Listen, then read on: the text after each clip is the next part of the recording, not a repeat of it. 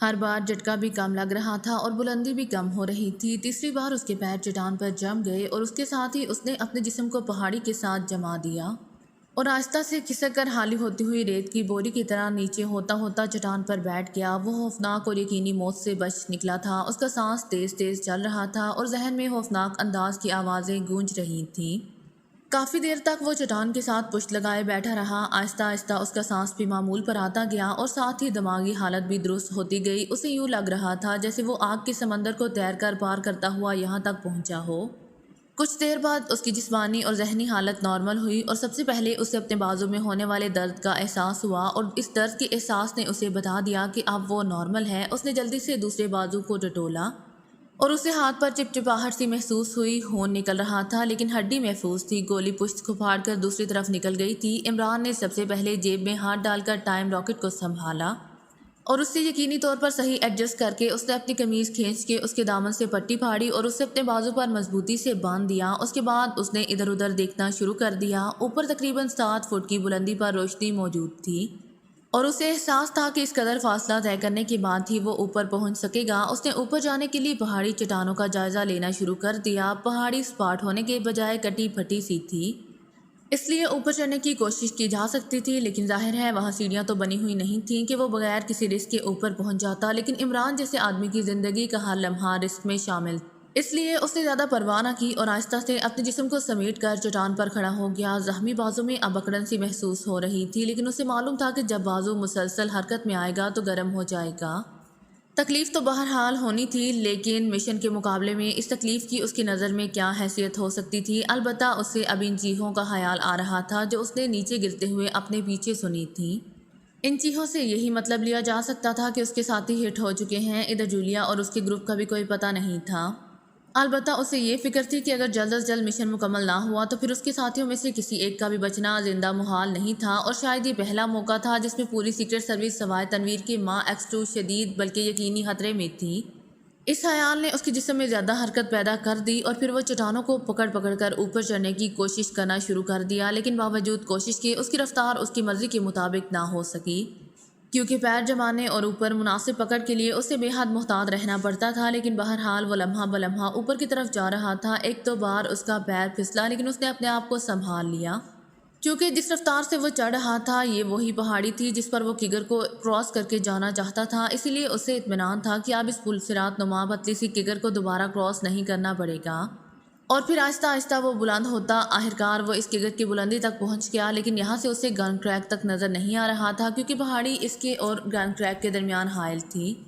البتہ اس نے مڑ کر اپنے ساتھیوں والی جگہ کو دیکھا اور پھر اس کی تیز نظروں نے خون کے دھبوں کو چیک کر لیا۔ البتہ کوئی لاش اسے وہاں نظر نہیں آئی، چنانچہ اس نے یہی اندازہ لگایا کہ یا تو اس کے ساتھیوں کی لاشوں کو وہاں سے اٹھا لیا گیا ہے یا پھر وہ انہیں زخمی حالت میں اٹھا کر لے کر گئے ہیں۔ بہرحال اس وقت اس کے سامنے مشن کا مسئلہ تھا، اسی لیے ان کی وہ کوئی مدد نہیں کر سکتا تھا۔ ہر طرف خاموشی چھائی ہوئی تھی، فائرنگ کی آواز بھی کہیں سے سنائی دے رہی تھی، اسی لیے عمران نے ہونٹ بینچ لیے۔ اس خاموشی کا مطلب وہ اچھی طرح سمجھتا تھا اور پھر اس نے سر جھٹک کر اوپر چڑھنا شروع کر دیا۔ لیکن اب مشن مکمل کرنے کا جذبہ کچھ اور مضبوط ہو گیا تھا۔ اس کے خیال کے مطابق اتنی قربانیوں کے بعد بھی اگر مشن مکمل نہ ہوا تو پھر سب قربانیاں رائے گاں ہی چلی جائیں گی۔ اب یہ تو قدرت ہی جانتی تھی کہ کیا پوری سیکرٹ سروس ختم ہو چکی ہے یا وہ قید میں ہے۔ چونکہ اب راستہ موجود تھا اسی لیے عمران کی رفتار میں بے حد تیزی آ گئی اور تھوڑی دیر بعد وہ پہاڑی کے اوپر پہنچ گیا۔ اس نے ایک چٹان کی آڑ لی اور گن کریک کو دیکھنے لگا۔ گن کریک کا اوپر والا حصہ فوجیوں سے خالی تھا، جبکہ نیچے 5 مسلح فوجی بڑے مطمئن انداز میں کھڑے تھے۔ ہیلی کاپٹر بھی ویسے ہی کھڑا تھا۔ فوجیوں کے اطمینان کو دیکھ کر ایک لمحے کے لیے عمران کا دل ڈوب گیا۔ ظاہر ہے ان کے اطمینان کا مطلب یہ ہو سکتا تھا کہ اس مشن میں پوری سیکرٹ سروس قربان ہو چکی ہے۔ ہر طرف چھائی ہوئی خاموشی بھی یہی سب کچھ بتا رہی تھی، لیکن ظاہر ہے عمران اب ساتھیوں کے لیے کچھ کر سکتا تھا کہ مشن مکمل کر کے ان عظیم انسانوں کی روحوں کو سکون پہنچائے جو اپنے ملک کی سلامتی کے لیے ہمیشہ کے لیے امر بن چکے تھے، اور شاید وہ خود بھی ان کے ساتھ جا ملے۔ اور ظاہر ہے پیچھے صرف تنویر ہی رہ جائے گا جو خصوصی ہیلی کاپٹر لیے پاکیزہ کی ملحقہ سرحد پر عمران کی طرف سے کوشن کا انتظار کرتا رہ جائے گا۔ عمران یہی سوچتا ہوا صورتحال کو غور سے دیکھتا۔ اصل مسئلہ اوپر گن کریک میں پہنچنا تھا جو 200 فٹ یا اس سے بھی زائد تھا، اور جہاں تک پہنچنا بظاہر ناممکن تھا، اور اسی لمحے عمران کی نظریں ہیلی کاپٹر پر جم گئیں اور عمران کے لبوں پر مسکراہٹ دوڑ گئی۔ ہیلی کاپٹر کے ذریعے وہ آسانی سے گن ٹریک تک پہنچ سکتا تھا۔ وہ تیزی سے چٹان کے پیچھے سے نکلا اور پھر انتہائی محتاط انداز میں دوڑتا ہوا ہیلی کاپٹر تک پہنچ گیا۔ فوجی چونکہ اطمینان سے کھڑے آپس میں باتیں کر رہے تھے اور عمران نے خود بھی احتیاط کی تھی کہ وہ اس زاویے سے بڑھے کہ فوجیوں اور اس کے درمیان ہیلی کاپٹر آ جائے، اسی لیے وہ بغیر کسی کی نظروں میں آئے ہیلی کاپٹر تک پہنچنے میں کامیاب ہو گیا۔ ہیلی کاپٹر تک پہنچنے کے بعد وہ چند لمحوں کے لیے رکا اور پھر آہستہ سے اوپر چڑھ کر پائلٹ سیٹ پر جھکے انداز میں بیٹھ گیا۔ ہیلی کاپٹر چونکہ چٹان کے اوپر تھا جبکہ فوجی کچھ نشیب میں تھے، اسی لیے اسے دیکھ لیے جانے کا خطرہ تو نہیں تھا، لیکن پھر بھی عمران محتاط تھا کہ کہیں کسی اور طرف سے اسے چیک نہ کیا جا سکتا ہو۔ ہیلی کاپٹر حادثہ جدید ساخت کا تھا۔ عمران نے بڑی تیزی سے اس کا کنٹرول چیک کیا اور پھر اس کا انجن آن کر دیا۔ گڑگڑاہٹ کی آواز سے اس کے پنکھے حرکت میں آئے تو اسے نیچے سے فوجیوں کے حیرت سے چیخنے کی آوازوں کے ساتھ دوڑتے ہوئے قدموں کی آوازیں بھی سنائی دیں، اور جس لمحے اسے ایک فوجی کا چہرہ نظر آیا، عمران نے ایک جھٹکے سے ہیلی کاپٹر کو اوپر اٹھا دیا تاکہ نیچے سے ہونے والی فائرنگ سے ہیلی کاپٹر ہٹ نہ ہو جائے، لیکن نیچے سے اس پر گولیاں نہیں چلائی گئی تھیں۔ تو عمران سمجھ گیا کہ عام فوجیوں نے اپنے ہی ہیلی کاپٹر کو ہٹ کرنے کی جرات نہیں کی، وہ شاید اپنے باس کو اطلاع دینے دوڑے ہوں گے۔ ہیلی کاپٹر چند ہی لمحوں میں گن کریک کے پاس پہنچ گیا۔ عمران نے ہیلی کاپٹر کو گن کریک کے بالکل ساتھ کر کے نہ صرف اسے فضا میں معلق کر دیا بلکہ اس کا آٹومیٹک کنٹرول چالو کر کے اسے وہیں فکس کر دیا۔ اب ہیلی کاپٹر درے کے ساتھ فضا میں معلق کھڑا تھا اور عمران نے نیچے جھانکا تو اس نے فوجیوں کو سٹین گنوں سمیت اوپر کی طرف دیکھتے ہوئے پایا اور کئی فوجی ادھر ادھر دوڑ رہے تھے۔ ہیلی کاپٹر کے بڑے پروں کی وجہ سے درے اور ہیلی کاپٹر کے درمیان کچھ فاصلہ موجود تھا۔ درے کے اندر 3 فوجیوں کی لاشیں پڑی ہوئی تھیں، ان کے علاوہ اور کوئی آدمی بھی نہیں تھا اور وہ خصوصی گن نصب تھی۔ عمران نیچے موجود افراد کا جائزہ لیتا رہا، پھر اس نے اپنی جیبوں کو ٹٹولنا شروع کر دیا۔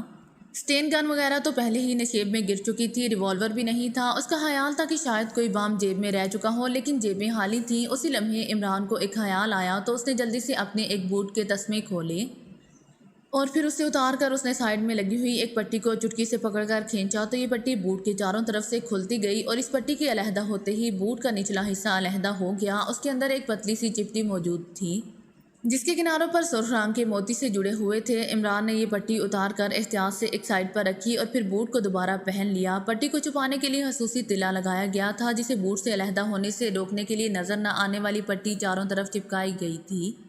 بوٹ پہن کر عمران نے وہ سرخ موتیوں والی پٹی اٹھائی اور اس کے کناروں پر لگے ہوئے سرخ موتیوں کو نچلی طرف سے مخصوص انداز میں دبایا تو موتی بلب کی طرح جل اٹھے۔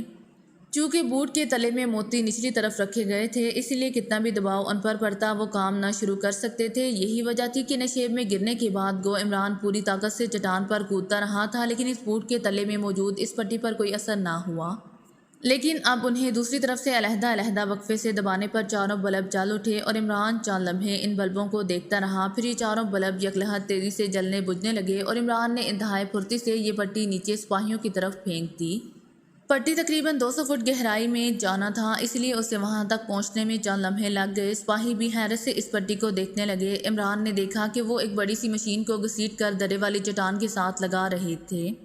اس مشین کے ساتھ ایک چھوٹی سی سیڑھی نظر آ رہی تھی جس کا دوسرا حصہ مشین کے اندر تھا اور عمران سمجھ گیا کہ اس مشین کے ذریعے سیڑھی ایک لمحے میں بلند ہو کر درے تک پہنچ جائے گی۔ پٹی بھی گرتی ہوئی ٹھیک اس مشین سے جا کر ٹکرائی اور اس کے ساتھ ہی ایک ہولناک دھماکہ ہوا۔ اس قدر شدید اور ہولناک دھماکہ کہ 200 فٹ کی بلندی پر موجود ہیلی کاپٹر بھی دھماکے کی لہروں سے ڈول گیا۔ اسی لمحے عمران نے چھلانگ لگائی اور وہ تیر کی طرح اڑتا ہوا درے کے اندر پہنچ گیا۔ چند لمحے تو وہ حیرت سے اس عجیب و غریب اور جدید ترین گن کو دیکھتا رہا۔ واقعی یہ گن انجینئرنگ کا شاہکار تھی، لیکن اس کے پاس مزید اسے دیکھنے کا وقت نہیں تھا۔ اس نے جلدی سے جیب سے ٹائم راکٹ بم نکالا اور اسے ایک مخصوص جگہ پر نصب کر کے اس میں 5 منٹ کا وقت لگا دیا۔ اس راکٹ کے ٹائم سوئچ میں یہ خصوصیت تھی کہ ایک بار وقت سیٹ کرنے کے بعد اسے دوبارہ تبدیل نہیں کیا جا سکتا تھا، اور عمران کے خیال کے مطابق ہیلی کاپٹر کے ذریعے وہاں سے نکلنے کے لیے 5 منٹ کا وقفہ بہت زیادہ تھا۔ راکٹ سیٹ کرنے کے بعد وہ تیزی سے واپس درے کی طرف بھاگا تاکہ بھاگ کر ہیلی کاپٹر میں سوار ہو جائے، لیکن جیسے ہی وہ گھوما اس نے ہیلی کاپٹر کو یکلحد حرکت میں آتے دیکھا اور اس کے دیکھتے ہی دیکھتے ہیلی کاپٹر انتہائی تیز رفتاری سے خود بخود اڑتا ہوا دور پہاڑیوں کی طرف جانے لگا۔ عمران اب اکیلا کھڑا حیرت سے بغیر کسی پائلٹ کے ہیلی کاپٹر کو اڑ کر دور جاتے دیکھ رہا تھا۔ اس کے ہونٹ بھنچ گئے، وہ سمجھ گیا تھا کہ ہیلی کاپٹر وائرلیس کنٹرول ہے، اس سے اس کا خیال تک نہیں آیا تھا۔ اب مسئلہ نیچے جانے کا تھا۔ 200 فٹ کی بلندی سے نیچے کودنا ہی موت کو دعوت دینے کے برابر تھا، اور پھر نیچے لازماً مسلح فوجی موجود تھے جو اس کے جسم کو فضا میں ہی گولیوں سے ہٹ کر سکتے تھے۔ اس کے ساتھ ہی ایک اور خیال زہریلے سام کی طرح اس کے ذہن میں رینگ گیا۔ اس کی آنکھیں پھیلنے لگیں۔ ٹائم راکٹ کا بلاسٹنگ وقت فکس ہو چکا تھا۔ اس نے بہرحال 5 منٹ کے بعد بلاسٹ ہو جانا تھا اور عمران جانتا تھا کہ اس کے بلاسٹ ہونے کے بعد گن تو ایک طرف اس پورے درے کے ریزے ہو جانے ہیں۔ ٹائم راکٹ کو وہ اب اس کی جگہ سے اکھاڑ بھی نہیں سکتا تھا، کیونکہ ایک بار اس کا ٹائم سوئچ آن ہونے کے بعد اگر اسے حرکت دی جائے تو پھر ٹائم یکلحظ زیرو ہو جاتا تھا اور راکٹ بلاسٹ ہو جاتا تھا۔ اب عمران کی موت یقینی ہو گئی تھی۔ وہ موت کے حصار میں بری طرح پھنس گیا تھا۔ وقت تیزی سے گزر رہا تھا۔ ہر طرف موجود یقینی موت کا دائرہ تیزی سے تنگ ہوتا جا رہا تھا اور وہ درے کے قریب کھڑا کبھی ٹائم راکٹ کو دیکھتا اور کبھی باہر فضا میں جہاں ہیلی کاپٹر کچھ دور پہاڑیوں میں لینڈنگ کر رہا تھا، اور پھر اس کی نظریں اپنی کلائی میں موجود گھڑی پر پڑیں جس کی سیکنڈ والی سوئی یقینی موت کی طرف اپنا چکر پورا کر رہی تھی۔ لو بھائی عمران، آج بہرحال وہ وقت آ ہی گیا جس وقت سے تم ہر بار بچ نکلتے تھے۔ عمران ایک طویل سانس لیتے ہوئے بڑبڑایا۔ موت کو اس قدر قریب اور یقینی جان لینے کے باوجود اس کے چہرے پر گھبراہٹ کے آثار نمایاں نہ ہوئے تھے۔ وہ مطمئن تھا کہ وہ اپنے وطن کی سلامتی کے لیے جان دے رہا ہے۔ اب کم از کم وہ اپنے ساتھیوں سے پیچھے نہیں رہے گا جو اس کے خیال کے مطابق پہلے ہی اپنی جانیں ملک پر قربان کر چکے تھے۔ وقت کو جیسے پر لگ گئے تھے اور عمران خاموش کھڑا ٹائم راکٹ کو دیکھ رہا تھا، اور ظاہر ہے اس کے علاوہ وہ کچھ اور کر بھی نہیں سکتا تھا۔ اور سیکنڈوں والی سوئی آخری چکر پورا کر رہی تھی۔ صرف چند لمحے باقی رہ گئے تھے، صرف چند لمحے، اور اس کے بعد کچھ بھی باقی نہیں بچنا تھا، نہ گن، نہ درا، نہ عمران۔ چوکی کے بڑے ہال نما کمرے میں اس وقت پاکیزہ کی پوری سیکرٹ سروس موجود تھی۔ نعمانی کو ہوش آ چکا تھا لیکن وہ ابھی بھی اٹھ کر بیٹھنے کے قابل نہیں تھا۔ چوہان بھی ہوش میں تھا لیکن وہ چل نہیں سکتا تھا، جبکہ کیپٹن شکیل اور ٹائیگر دونوں بے ہوش تھے۔ ان کے جسموں میں کئی جگہ گولیوں کے سوراخ ہو چکے تھے، جبکہ ہاور ناٹران کی طرح معمولی زخمی تھا۔ عمران کا نشیب میں گرنے کے بعد کچھ پتہ نہیں تھا۔ صدیقی نے انہیں بتایا تھا کہ عمران پتلی جگر پر سے گزرتے ہوئے گولی کھا کر ہزاروں فٹ کی گہرائی میں گرا تھا اور پھر اس کا کچھ پتہ نہیں چلا تھا، اور عمران کے اس طرح گرنے پر جوش میں آ کر ٹائیگر اور کیپٹن شکیل یکلحظ دونوں سرنگ سے باہر نکلے اور فائرنگ کی زد میں آ گئے تھے۔ سر رابرٹ کو یہیں چوکی میں آ کر ہوش آیا تھا۔ ان کی کہانی بھی کچھ زیادہ مختلف نہیں تھی۔ ناٹران نے ایک کار میں لے جا کر چوہان کا آپریشن کیا اور اس کی گولی ہنجر کی مدد سے باہر نکال کر اس نے لباس پھاڑ پھاڑ کر پٹیاں بنائیں اور اس کی بینڈیج میں مصروف ہو گیا، جبکہ سر رابرٹ صورتحال کا اندازہ لگانے کے لیے غار سے باہر نکلے ہی تھے کہ ان کے سر پر کسی پتھر سے ضرب لگائی گئی اور ان کے گرتے ہی فوجی حملہ کر کے غار میں گھس آئے، اور ناٹران کو اتنی فرصت ہی نہ دی گئی کہ وہ اسٹین گن کو اٹھا سکتا۔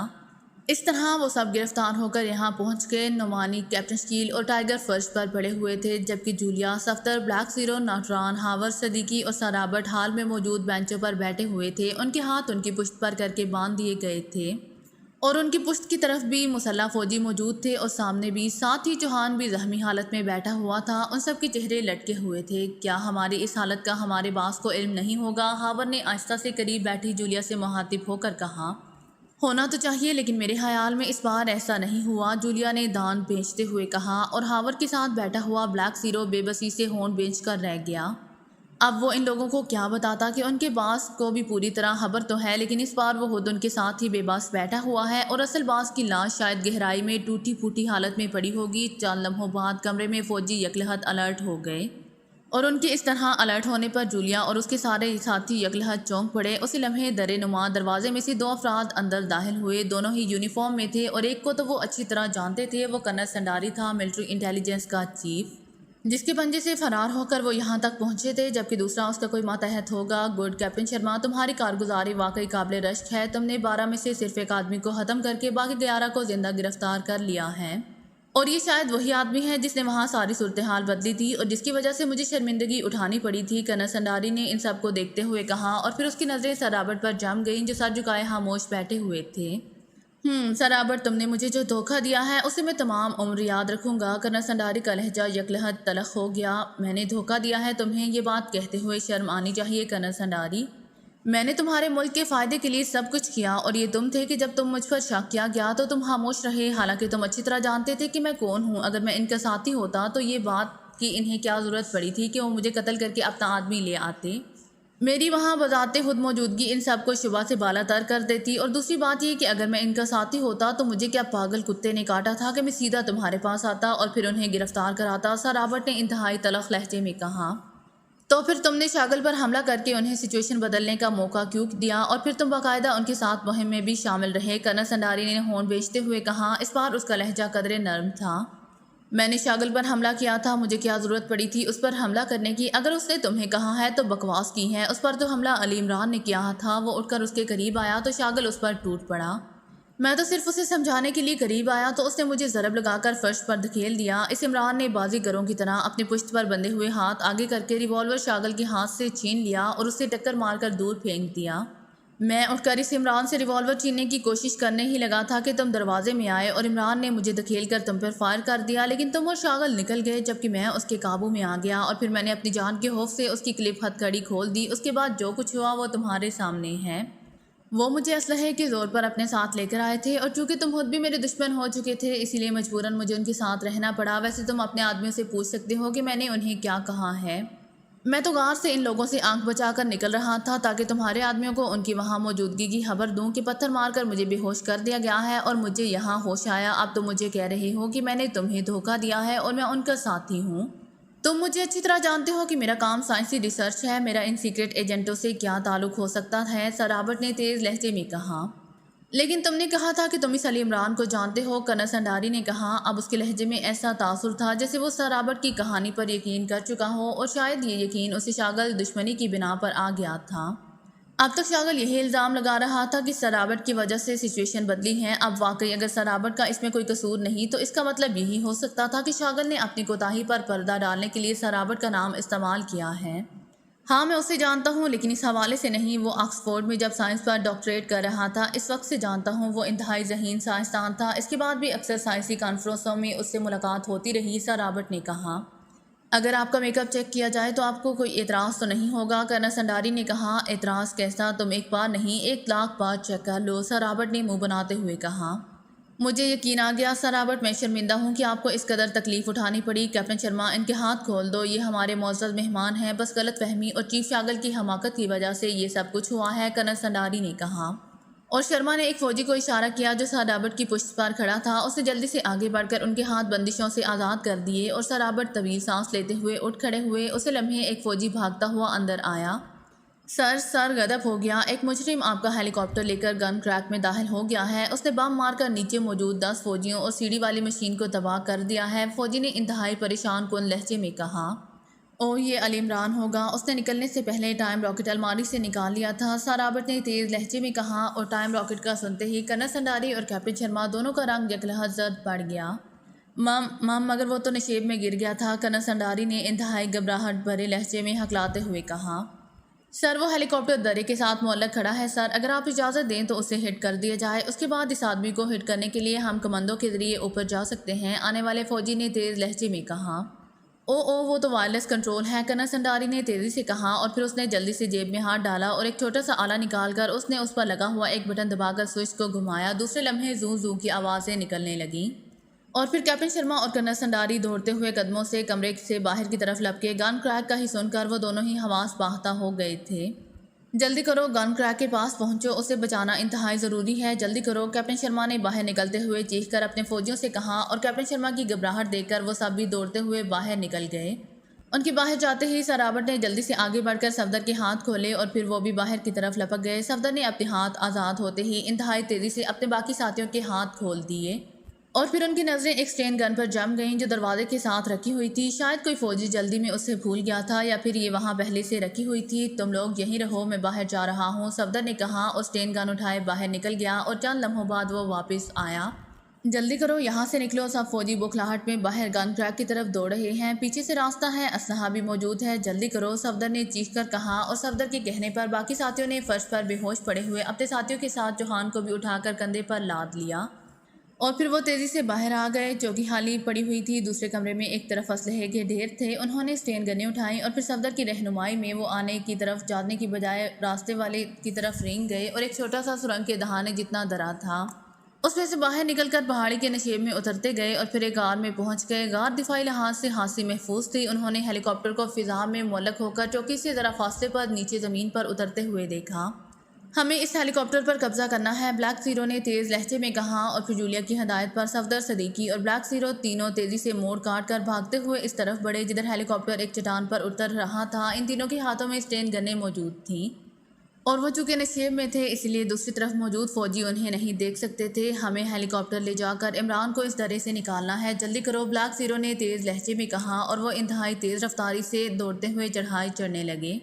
ہیلی کاپٹر چٹان پر ٹک چکا تھا، اس کے پار اسی طرح تیز رفتاری سے گھوم رہے تھے چونکہ جس نشیب میں وہ تینوں موجود تھے ہیلی کاپٹر عین اس نشیب کے اوپر تھا۔ چند ہی لمحوں میں وہ تینوں ہیلی کاپٹر کے قریب پہنچ گئے۔ وہ اس وقت انتہائی خطرناک صورتحال سے دوچار تھے۔